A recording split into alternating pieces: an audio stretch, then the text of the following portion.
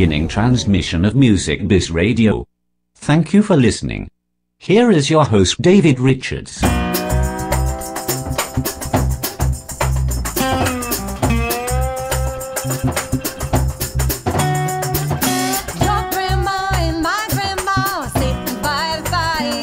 Hello and welcome to Music Bizz Radio. I'm your host, David Richards. We have another great show for you today. We have a very special guest in jazz and funk drummer Mike Clark. Our CD release artist of the week is Hot Jazz Jumpers. And joining us on the show today from Hot Jazz Jumpers is Nick Russo. And we'll also have our special In the Shed with Mike Clark. Before we get started on today's show, I'd like to remind you that Music Bizz Radio is funded by you, the listener. I'd like to thank this week's contributors. Thank you very much to Dennis Puskas, Rob Malacote, Pistol Pete, and Dion Mears. Thank you so much for helping with the show. You're helping to fund the program and our Music Bizz Radio concert series, which begins on August 13th from the world-famous Birdland Jazz Club in New York City. We'll be doing a live broadcast of the Steve Johns family, where they'll be playing their new CD live. We'll be broadcasting that, and you can also hear it in the archives. You, too, can be a contributor to Music Bizz Radio. We have several different rewards and contribution levels. You can do this by going to gofundme.com/musicbizzradio. Any level contribution will help, and we thank you very much. Okay, on the line, we have a very special guest on Music Bizz Radio today.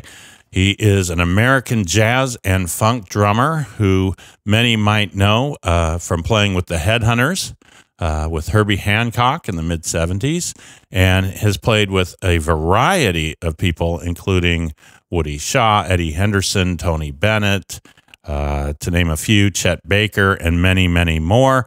You've also heard many of his samples on a lot of modern music today, which we'll be talking about that. I'd like to welcome to the show Mike Clark. Hi, Mike. Hey, how you doing? How are you, sir? I feel great. And you? I am doing great. It's really a pleasure to have you on the show today, and I've always been a really big fan of your playing and the music that you've done and contributed to, so it's good to have you on. Thank you. Good to be here. Thank you so much. Very good. So, Mike, basically, you know, there's a lot of people that know about you out there, and you have a lot of fans, and you've done some really great music. And, you know, I guess you would say you're a jazz and funk drummer. What do you think of that title? Well, I'm sorry. Did I interrupt? Did you have more to add there before No, I get good. rolling? You're good. Okay, sorry. I just had my coffee, as you know. Usually drummers don't care if they interrupt. What the heck? No. Yeah. I'm actually, my father was a jazz drummer, and so there was always a drum set, and he always played jazz records, and jazz music was going on in our house all the time. So this is way before funk became popular. I was born in '46, so and then by the time I was 8 or 9, I was well into doing shows that he'd have me as a child prodigy, if you will, whatever you want to call it. I don't know if that's the right word. But I could play the Gene Krupa tap dancing style, Baby Dodds, Gene, and I was, by the time I was 8 or 9, my father was starting to buy Art Blakey records, so I was starting to learn about Charlie Parker. I already knew about Duke Ellington. His record collection was Duke Ellington, Count Basie, Benny Goodman, big band, you know, and some small groups, Buck Clayton, a little bit of Johnny Hodges, and the records he didn't, he wasn't really a bebop guy, my dad, but then he got Art Blakey, and he just brought home a picture of a guy with a drum set on the album cover. We started listening to that together. He would listen with me. He loved the music, and so I started delving into Max Roach, Philly Joe. I started finding that record led me to Charlie Parker, let's just say that. So I did all this through the 50s, and he would take me around to different clubs and pay the bands to have me sit in, and I would or pay the drummer $5 or buy him a beer or whatever, and I'd sit in with everybody I could. And then I started getting gigs as a solo drummer. It was kind of a novelty. I played on the Jimmy Dean show at the Blue Room in the Roosevelt Hotel in New Orleans. I played with Murphy Campo at the Famous Store, and Mike Lalla and a bunch of guys in New Orleans, also with Clarence Frogman Henry, and I would be this kid guest soloist, and I'd come and play a couple of tunes and take a solo and get house, and that was it. So that was my background. And then I always, through the jazz, I always dug the blues, and I spent a lot of time in the South as a child traveling. My father was by then a railroad man, so we spent a lot of time in New Orleans, Savannah, Dallas, Atlanta.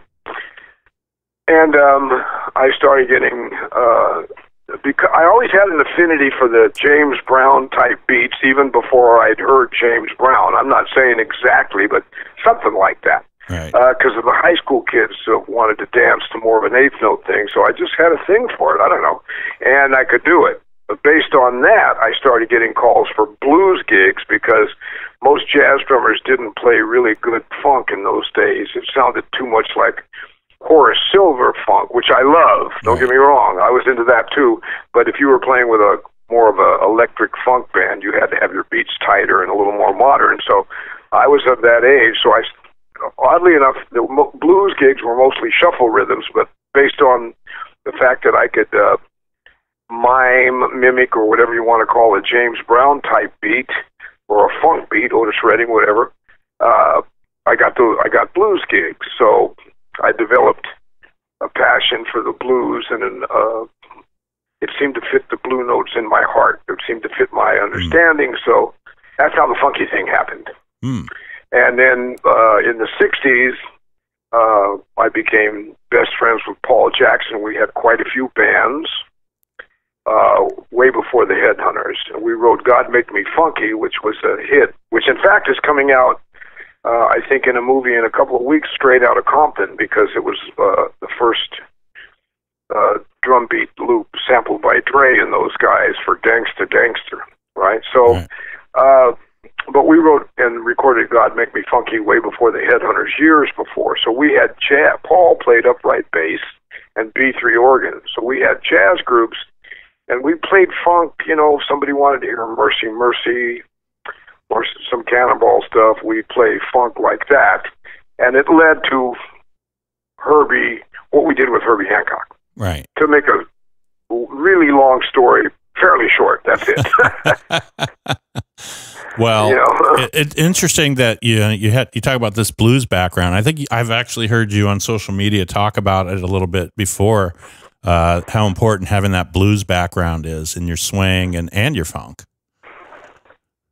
Yeah, I think the blues is the root of the all-American music, and in order to play jazz, I always think when I hear jazz that's devoid of the blues, it's not like I'm ready to carry signs and start picketing, but it doesn't strike me my main nerve whatsoever.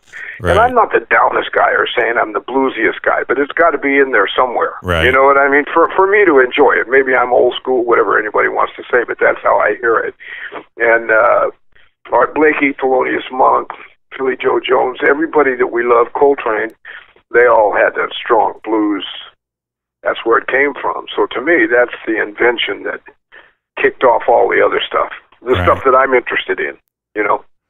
So let's talk a little bit about, so obviously you were traveling with your father and going through the South and stuff. How did you end up kind of in the New York scene? Well, when I got with Herbie Hancock, I had already had quite a jazz career behind me, actually, as a young guy, because the Bay Area didn't have many guys that could play hard bop drums and post-bop drums, and I was that guy. Right. So I got a ton of work. So before I played with Herbie, I had played with Woody Shaw, Eddie Henderson, Joe Henderson, Pharoah Saunders a bit, and whoever was in the Bay Area and whoever came through there. There were two guys that got the gigs. It was either Eddie Marshall, who passed away, a great drummer. Eddie Moore had moved to New York and was doing well, so that left me, you know. Right. And so by the time I met Herbie, I had years of experience playing bebop and of some kind or another. That word is now pretty broad, paints a pretty broad stroke. But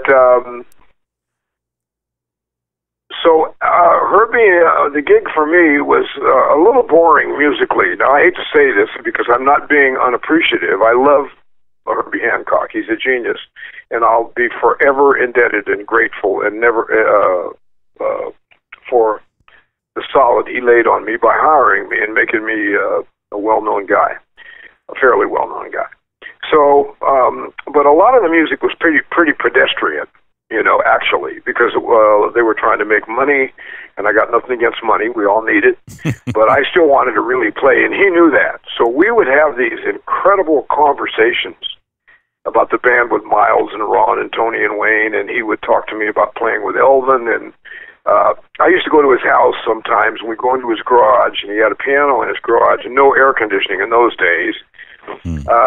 And we'd play for hours, and I'd try to pretend to play like Elvin, and he'd play like McCoy. It was really fun, He'd say, play some of that Elvin stuff, which nobody can play like Elvin Jones, but we're buddies, so we're just talking to each other. It's not a big deal. And he would try to play like McCoy. We'd try all kinds, and we'd play, and I'd make him indulge me in playing all of that stuff from Miles to Miles and Four and More, and I'd try to sound just like Tony, and he would crack up, and tell me things, but he would give me hints about things, not so much drumming technique, but things to do and not to do while you were playing. It was an incredible experience for me. That was more valuable to my brain than playing the Headhunters music. I don't want to sound unappreciated, because a part of me loves the Headhunters, especially the modern version of it. We have now Donald Harrison and Chris Severin from New Orleans, and we also have Stephen Gordon, who lives in New Orleans, who I think is from maybe North Carolina himself, maybe Charlotte, I'm not sure. But he plays pianos, and he also plays great drums. He plays with Ellis. Right. So, and Bill Summers and I lead the band. In fact, we're getting ready to go to Russia for a month in September. But, so the new Headhunters is really much more adventuresome, but on the good foot about the old Headhunters band. Am I talking too much? You want to have some more questions? No, you're great. Go. Okay, sorry if I'm... I have had 2 cups. I'm drinking a cup right now, so I just I just had a big iced coffee, so I'm good, too. So it's all good. Okay. Hey, is it hot there or what? It's humid, very humid, yes. So. Yeah, here too, yeah. I've just wondered. I'm looking out the window, and I'm going like, ah. So... the old Headhunters, though, I got to say this, it was all experimental. There were no real studio sounds. Nobody used the word pocket. Nobody hardly ever used the word groove. Like now, groove means a lot of things. In those days, people would say things like, let's make it groove a little more. But nobody was like, nobody called it playing funk either. Now if you say, he plays funk, everybody knows what that means, but funk was a term that was meant to get guttural, get down in the basement, get in the gutter, get in touch with your feet. It was just like, play more funky here. It didn't even necessarily mean eighth notes or the beats that we identify funk with. It had a different connotation, and pretty soon it became like everything that had a backbeat in it, Right. And this is a little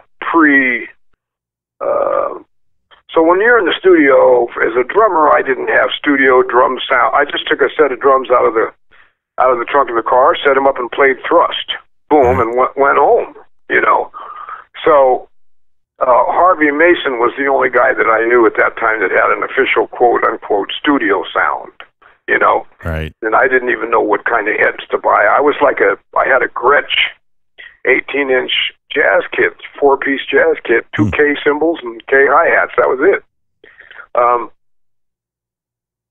Lenny White and I became really good friends at this time. I heard him playing Red Clay with Freddie and all that, and it blew my mind. So he was like, we were both...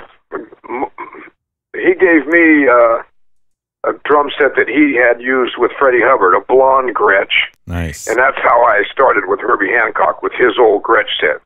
And he traded that set. He gave it to me, a couple $100, and he bought a 5 set because he was going with Chick, and the music was getting louder, so the drums had to be bigger. Right. Most of us played traditional grip and eventually had to change to a match grip to cut the volume. Right. That's all I can think of. So you were, so the whole terminology and everything, you were kind of around when it started to really take shape, and, there's labels for everything. And yeah, I played with Albert King and Jimmy Reed and Albert Collins, and I wasn't in their bands, but I played in a club where those guys would come frequent in the 60s, so the terms were different. It was the same words, but they meant different things in those days, you know? Right. Yeah, and the same with jazz musicians.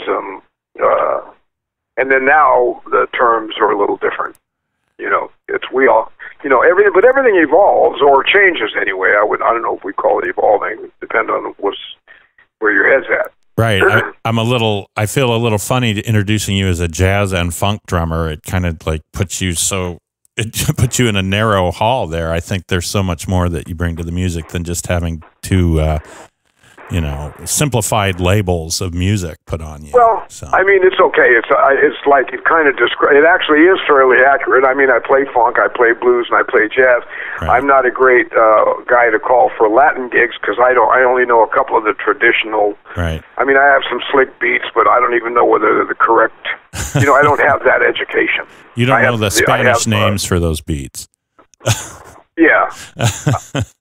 I don't really have all that under my belt, and to study that would take that's a lifetime study, like it is for the study that I've done and am still doing. I'm still studying Philly Joe Jones and Max Roach and all of this phrasing, you know. Let's talk a little bit about your grip. What would this grip be called for those that aren't drummers out there?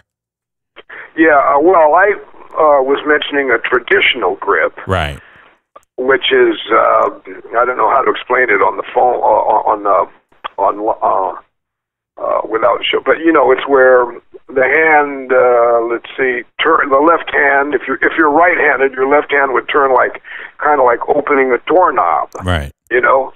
In that position, where a match grip would be both hands looking the same, where it's more straight up and down. Right. So, and you use that upended grip there. So, I use the traditional grip almost exclusively, but like every drummer that's been saddled with volume over the years, I turn them over when it, and now there's, through having to turn the sticks over for me, I've come up with ideas that sound better with a traditional, with a match grip. So I go in and out of both. My brain just, it's like driving a car when moving from lane to lane or shifting gears or whatever. You know what I mean? It's just however things feel. My hands move that way. I don't even question it, or it's not planned. It's just like a boxer or something. It's all instinct now. But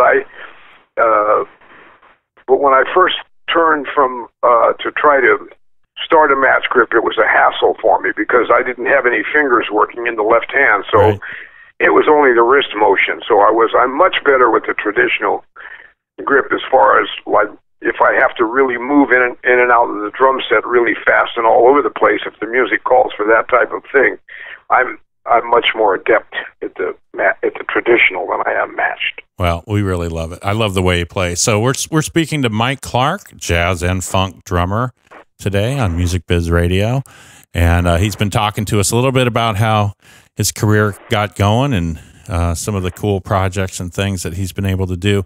Now, one of the things that has happened in several recent years was they've used a lot of your beats as samples, like Prince, I guess, De La Soul, Janet Jackson, a lot of different artists have used your samples, your beats and your samples. Tell us a little bit about that. Well, let's see. At one point, as the story goes, I don't know if this is true or not, and I'm certainly not bragging here because it doesn't matter to me one way or another if I don't get paid. At one point, other than Clyde, Jabbo, and Bernard Purdy and a couple others, I was supposed to be one of the most sampled drummers in the world. I don't know if that's true. How would you find that out? But I mean, I've seen that in magazines, and I'm like, really?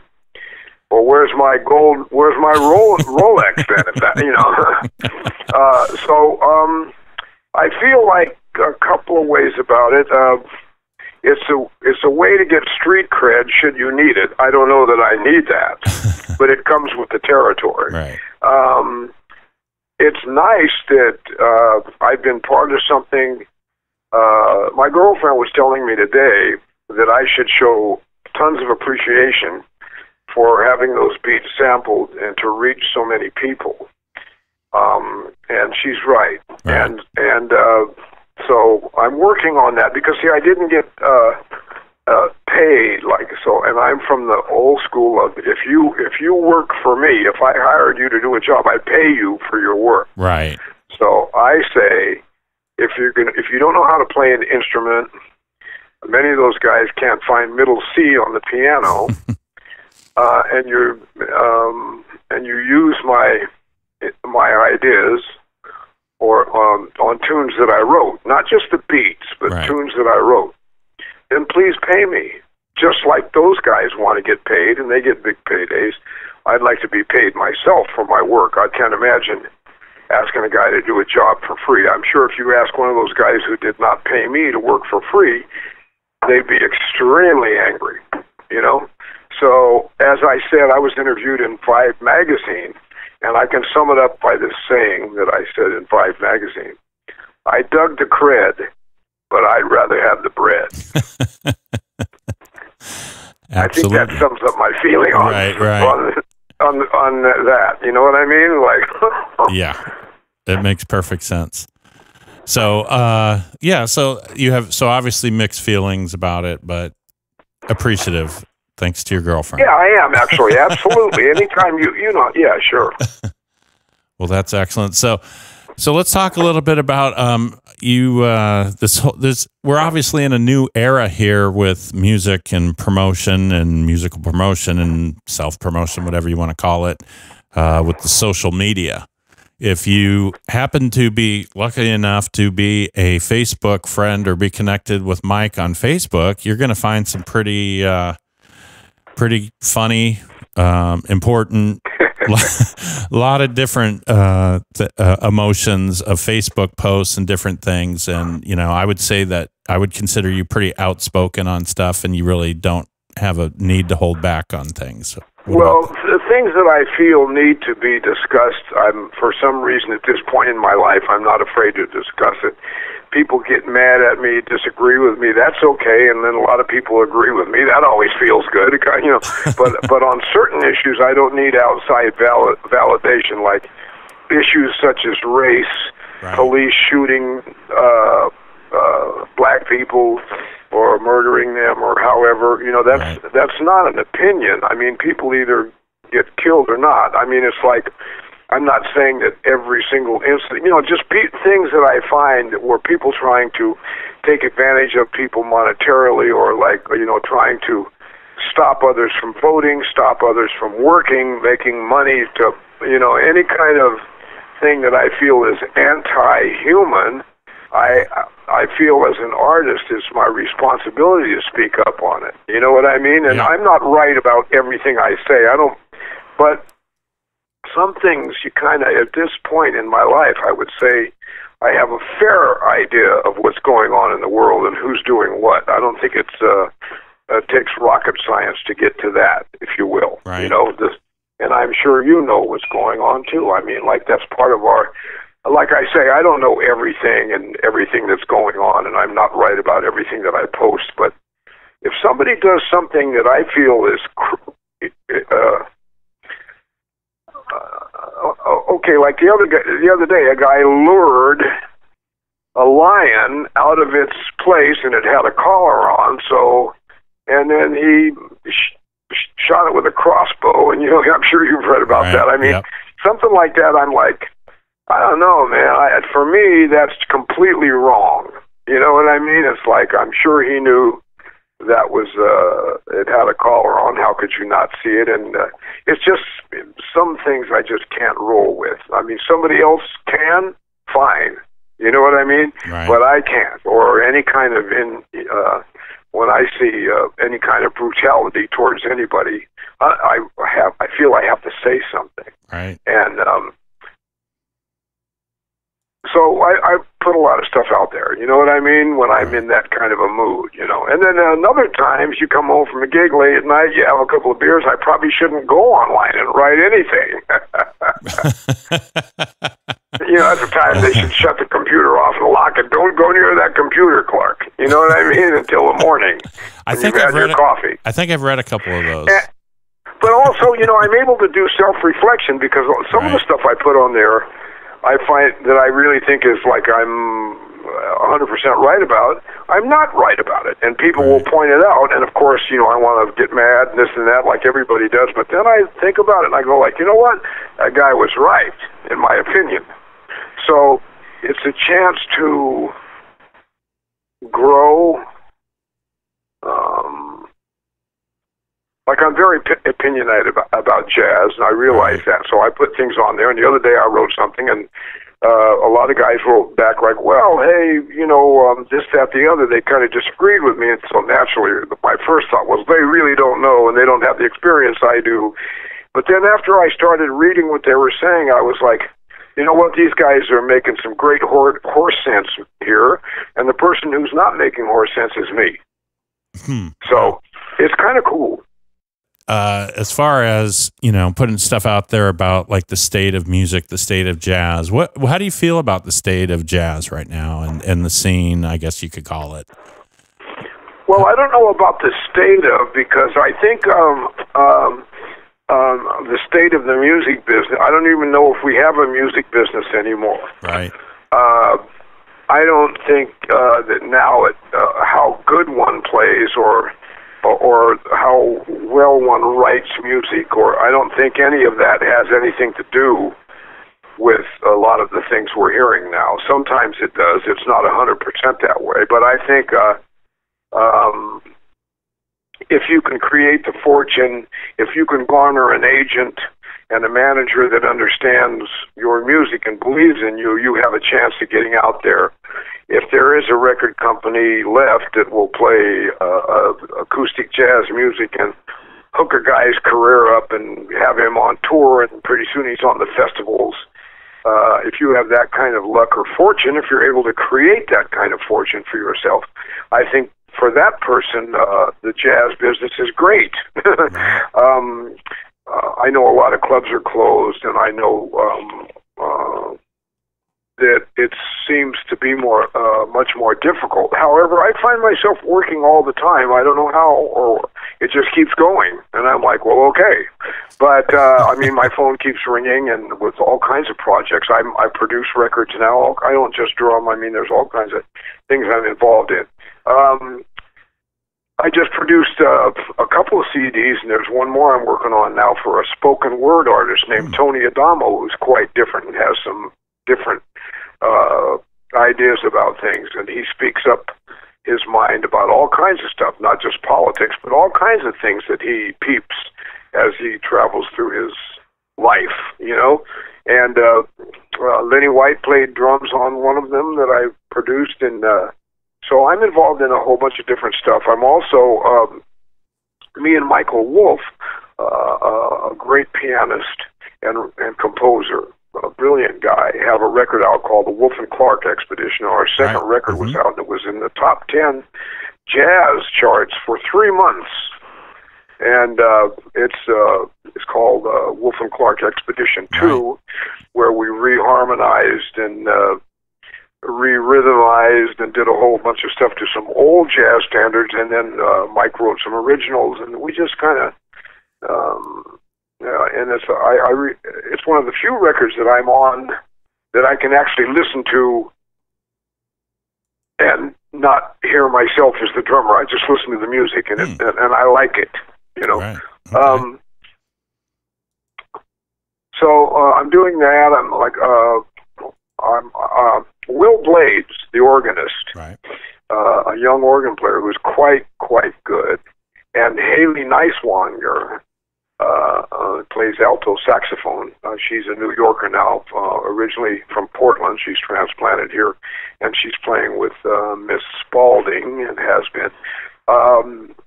She's quite good. She's also on the Wolf and Clark Expedition 2 record, and we are going to play the San Jose Jazz Festival on August 9th in San Jose, obviously, and we have a trio, and it's called Clark, Blades, and Neiswanger.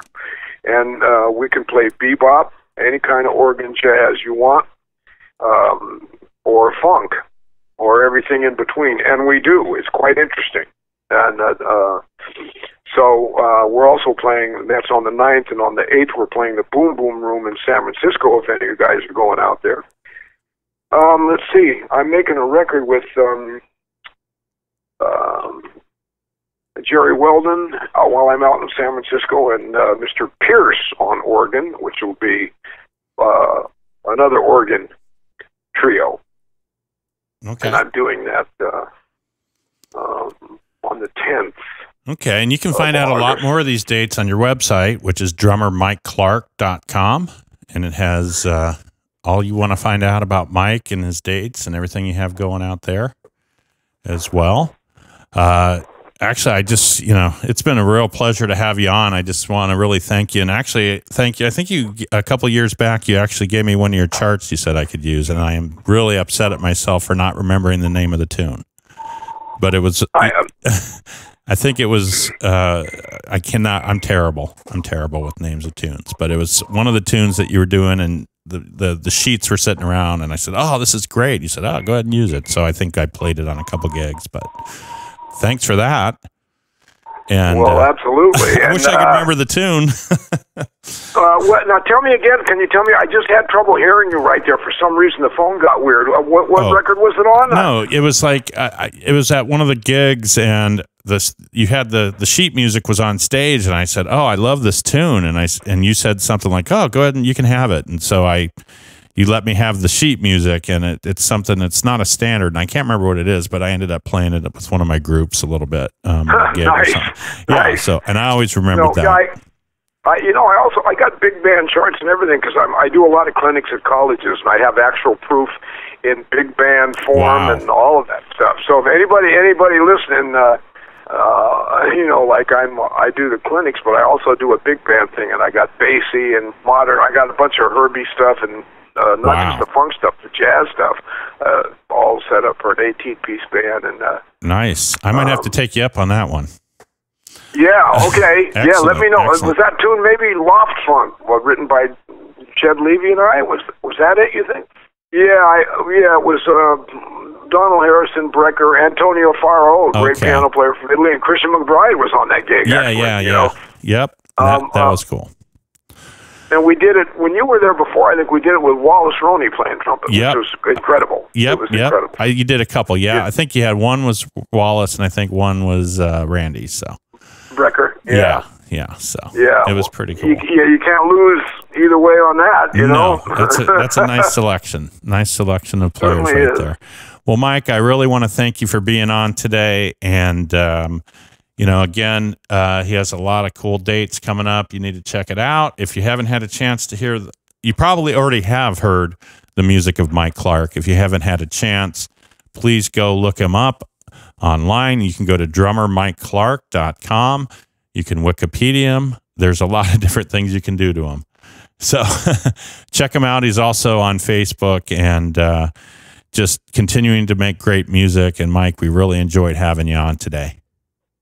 I'm honored, and I really appreciate it. Thank you for thinking of me, and I had a blast. I'll see you. Hope to see you soon, man. If I come to your area, I will definitely contact you. Oh, without a doubt, man. Very cool. All right. Well, thank you very much, Mike. And all right, brother. We will be right back with more Music Biz Radio right after this. You are my sunshine, my only sunshine. You make me happy when skies are gray. You'll never know, dear, how much I love you. Please don't take my sunshine away. Hi, this is Arturo Sandoval, and you're listening to Music Biz Radio with David Richards. I'd like to invite you to check us out on musicbizradio.com. You can also go to Facebook and give us a like on our Facebook page, which is facebook.com/musicbizradio. Music Biz Radio is free programming. We also give you a chance to contribute to the show and help us to continue our broadcasting. You can go to musicbizradio.com for more information, or you can go to GoFundMe/musicbizradio. Hi, this is Tom Bones Malone, and you're listening to Music Biz Radio with David Richards. All right, 1, 2, 1, 2, 3, 4.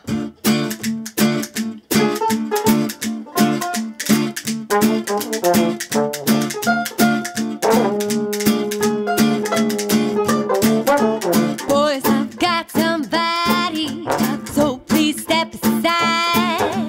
I'm repeating now. Hello and welcome back to Music Biz Radio. I'm your host, David Richards. Throughout the show today, we've been listening to some great music. The Very Next Thing, which is from Hot Jazz Jumpers, and we've really enjoyed that. And on the line right now, we have Nick Russo from Hot Jazz Jumpers. Hi, Nick. How are you? Hi, David. Thanks again for having me on the show. Much appreciated. It's great to have you. We've really enjoyed the music today, and it's quite a variety of music. You have a ton of performers on here. Tell us a little bit about the CD. Sure. It started as a DVD, which is included in the package, and we had a very magical day, the worst snowstorm in 2015. And we actually made the DVD at our own place. We have a music studio here and a beautiful space. Actually, might eventually open it into like a small club where we have like a house concert. And we had a magical day with all these great musicians, and we ate food, and we had no arrangements, no charts, no preconceived ideas, just a basic sketch of some tunes that my wife Bettina Hershey and myself decided.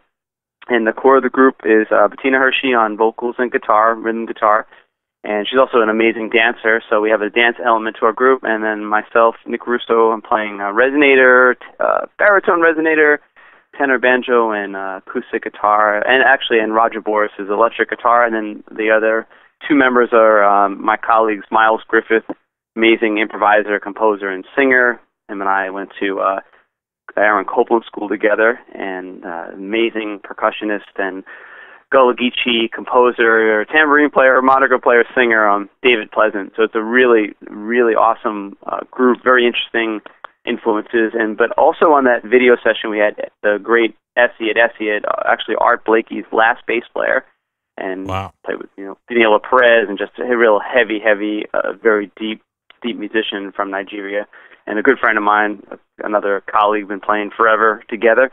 So Esiot, and then great Gordon Au from Grant Street Stompers, who I've been a member of for many years now, and Gordon and I have been musicians, side people on many gigs, and also the great clarinet player, Dennis Lickman, who leads Mona's Hot Four, which I'm also a member of. We've been doing that for 8 years.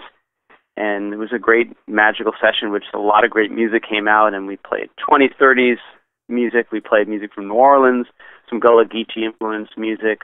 We even did an original, which is very interesting. And I think people are just going to love this. We did a second session, so we used some of those videos. We used the audio from that, engineered by my cousin Lenny Monticello, and we used that for the CD, and then added some other tracks with great Mamadou Ba, electric bass player that I played with in Malika Zara's group. Actually, I played her CD release, and just honored to be amongst some great African musicians for actually a few years. And Mamadou Ba plays on that, and also the great Josh Holcomb plays trombone on 2 tracks, including an original that I wrote. And then we have David Pleasant playing some other tunes with us on tambourine and harmonica, and then Miles Griffith and Bettina Hershey came in and did some vocals. So yeah, it's a really amazing eclectic mix.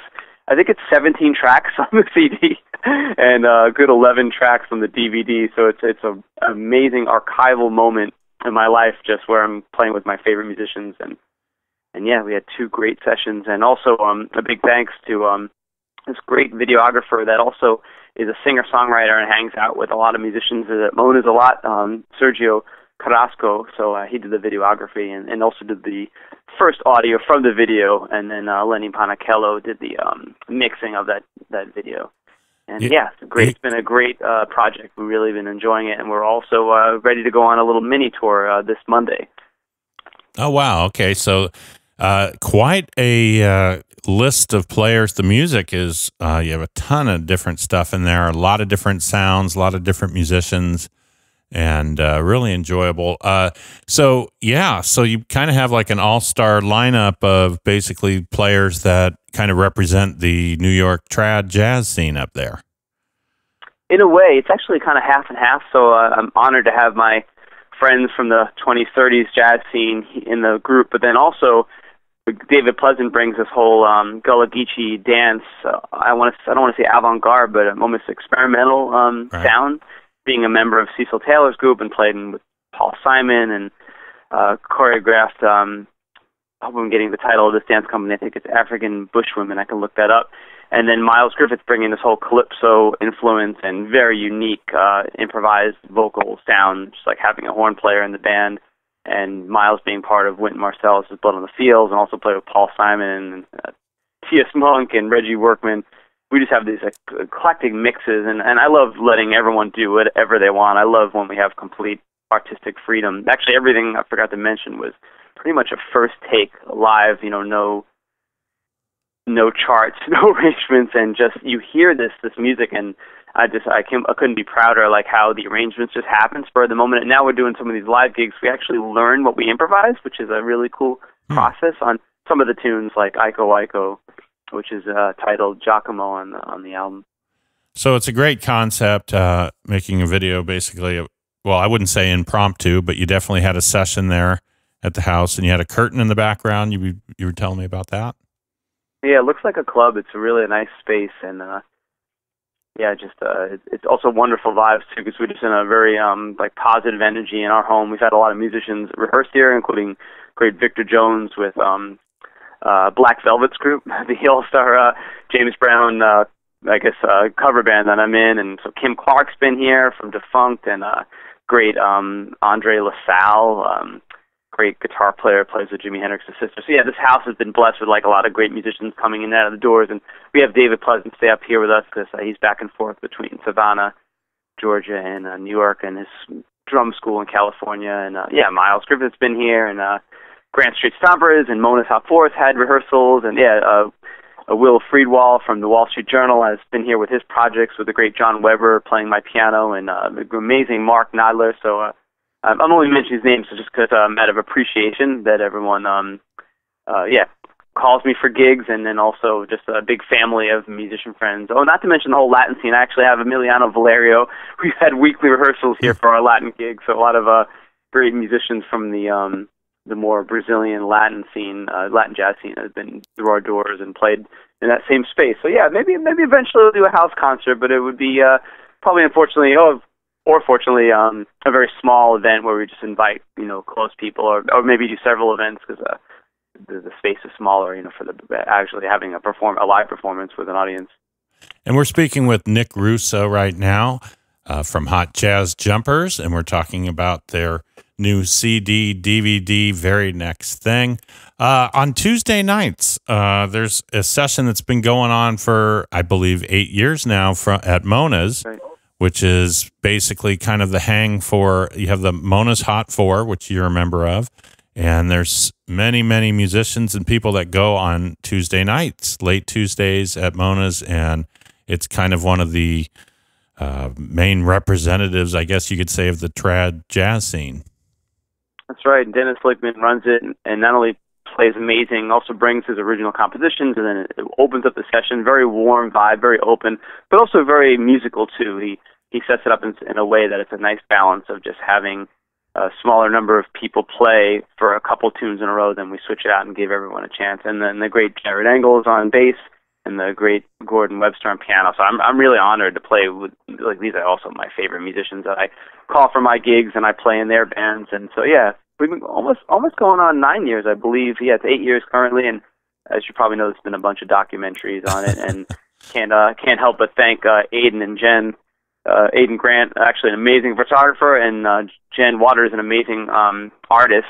And them being the bartenders, you can ask for a warmer staff, and just everyone is just so musical. And Deep Singh visits us every week, the tabla player with Singh, and James Genus has been in and out of the doors, and of course the great Mike Davis and Josh Holcomb and Bria Skomberg, amazing musicians come through. Josh Holcomb I mentioned, and I'm probably leaving out so many names. Jake Handelman comes by a lot. Jim Fryer and Dan Levinson. Dan Levinson is probably one of our biggest supporters, and he just comes by and makes his presence, and also everybody hangs out and listens too. We all take turns taking a step away from the bandstand and listening to each other, which I think is an important aspect of the session. Including myself, I love taking a little water break and like listening to these great musicians that come and sit in.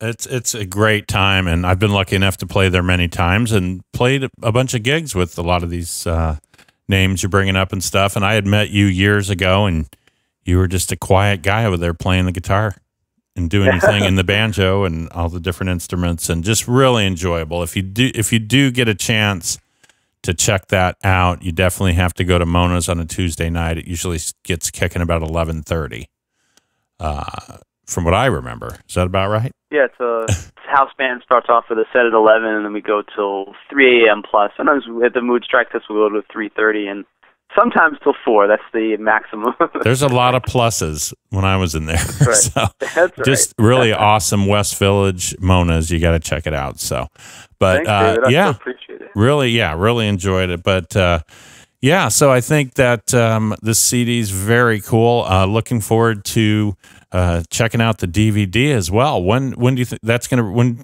that gonna release? The release date is going to be around November. It'll be a national release, but we have actually 3 more pre-release concerts at Woods Hold starting this Monday. So this Monday, August 3rd, Tuesday, August 4th, and Wednesday, August 5th at quicksholdmusic.com. That's the series, and we're actually playing at Quick's Hold Tavern. Quick's Hold Tavern in Woods Hold. That's 29 Railroad Avenue, Woods Hold, and all the concerts are at 9 o'clock, and we'll play a couple sets, and it's a great series, actually. Quick's Hold plural, so quicksholdmusic.com. You can check out John Paxton, and also a Grant Gordy quartet is playing there August 11th after us, and actually currently, Future Rhythm Future Quartet just finished just yesterday. So I would love for anyone in the Cape Cod area to come up this Monday through Wednesday. We'd love to see folks, and I know we're in the Cape Cod Times and a couple other publications, and some of the radio stations have been putting us up on their calendar. And by the way, our website, if it's okay to say, is Hot Jazz Jumpers with plural, hotjazzjumpers.com, and you can find us on Facebook. My Facebook page is Banjo Nickaroo. It's Banjo and then Nickaroo, Nickaru. I have another Facebook page, Nick Russo 11, but since Nick Russo is such a popular, common name, I should say, it's a little bit more difficult. So Banjo Nickaroo is a little easier to find me on there. And then my YouTube channel is Nick Russo 11. So we have Hot Jazz Jumpers videos in there, including some interviews and documentaries with that group, and also with my other group, Nick Russo Plus 11. That's a different style of music. It's original music, but that features the great Mark Turner and Ari Honig, and my guru of Pandit Samir Chatterjee, as well as Nathan Peck, and Arhir Hara plays piano, and Matt Closey, the other bass players on the CD, but also David Pleasant and Miles Griffith also joined me on that album and on that session. And then we actually have a great trumpet player, Gordon Now, who plays with both groups, and then Greg Glassman plays on the CD, on the first CD. Very good. Well, we've been talking with Nick Russo, and throughout the show today, he's our CD release featured artist of the week with The Very Next Thing, which is going to be coming out in November on CD and DVD. And that is Hot Jazz Jumpers. And you can check that out, hotjazzjumpers.com. Nick, thanks so much for being on. We've really enjoyed your music today. And I've always enjoyed your playing and think you're a real great player. You may have a common name, but you don't play very commonly. Oh, that's so nice of you. Thanks for saying that. All right. By the way, if anyone was interested in physical copies, the band ourselves, we have physical copies that we can snail mail people. And but yeah, all the downloads and everything will probably be out sometime in November. And actually, I'll be down in Raleigh, so I really hope to get a chance to play with you, David. I'll be playing with my good friend Doug Largent probably some point like around August. I think I'll be down there August 17th that week through the 21st. I'm not sure what date I'll be playing with him, but very cool. Hook up and play some music together. We will definitely be looking for that. Okay, well, Nick, thanks so much for being on today, and good luck with the CD and DVD. It sounds great, and I think it's a great concept. And just lastly, I want to just put a shout out to my godmother and Aunt Laura and all the Campions, Uncle Joe and Tiffany, Amanda, and Joe Jr., because they're great. I'm so blessed to have such an amazing family. That's my family down in Raleigh, and they're huge music lovers too. So it's good to mention their names because they'll come out to support music, and yeah, they're wonderful, amazing people. And so yeah, I had to give a shout out to them. They'll be listening to the podcast, and they're really dear to my heart. Oh, that's and great. Of course, my grandmother is still down there too. Ann Lipinski is down there as well in Raleigh. So yeah, I can't wait to visit you guys in Raleigh, and I can't thank you enough, Dave, for having me on the show, and definitely we'll get you a physical copy because actually my cousin, Roy Kinzer, did the artwork, and my two kids, my twins, Sariana and Lydian, are young, amazing artists, and Lyd Redmile did some amazing photography, so I want to get you a copy of that. Check it out. Very cool. Well, I'm looking forward to it, and I think we're all looking forward to it. Thanks so much, Nick. I really do appreciate having you on, and glad that you could say hi to everybody, and hopefully we'll see them out here down in Raleigh. So. Oh, great. All right, cool, Nick. Thanks a lot. Okay, well, stay with us. We will be back with more Music Biz Radio right after this.